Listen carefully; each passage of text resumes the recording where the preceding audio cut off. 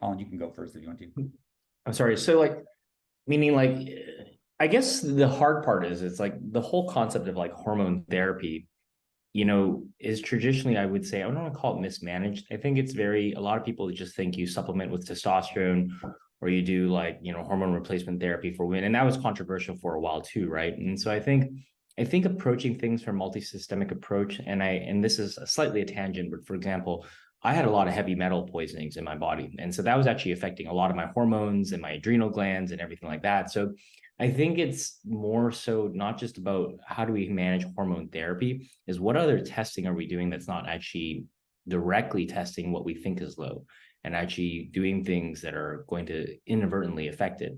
So a lot of times with guys, they say, okay, well, your hormone levels are actually not optimal. We should put you on testosterone replacement therapy. But that's actually not always the answer. And then sometimes they may only measure a blood level. We actually also do a thing called Dutch testing, which is measuring the urine metabolites. So I think the big thing is actually getting a more complete picture.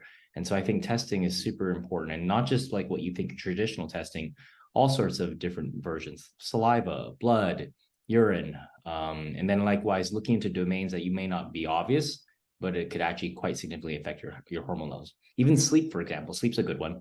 I think for men, if they sleep less than 5 hours of sleep, like your testosterone levels plummet. So those things like that make a big difference. Yeah. Dana, what's your experience for the ladies? Yeah, I think to Dr. Holland's point, you have to really identify the root cause, right? So we're in such a such a standard of check the box, check this test. Okay, no, okay, go to the specialist. It's not that. You have to be able to look outside the box and, like he said, measure and test different things. You need to look from a functional medicine standpoint. You're looking at everything comprehensively and trying to determine, okay, what is the root cause of your problem? Not the symptom, but what is actually causing it. So doing different tests, like he said, urine, blood, saliva, and really getting a full picture so that you can then treat and assess. Otherwise, you're just going to get treated for something that may not even be causing it. That's now going to cause another issue in your body. So it's really finding the right place to go that does the full comprehensive panel or testing and understands that, like you said, low testosterone, low estrogen, low progesterone, whatever it is, there's a lot of different things that could be causing it, and how to identify that specific thing that's causing it versus just treating what somebody thinks is causing it. Does that make sense? Mm-hmm. I mean, I think what's interesting, and I've learned this from you guys, quite frankly, because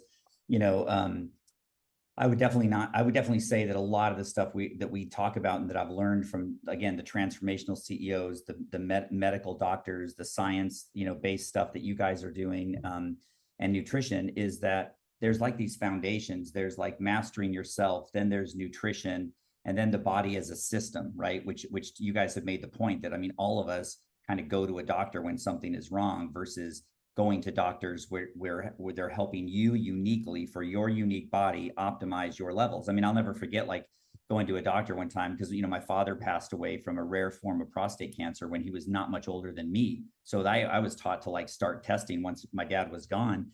And then one day, like they said, well, you're not in the optimal level. And I go, well, what does that mean? And they were benchmarking me against the rest of the population, which was the best they could do. But that's not me uniquely.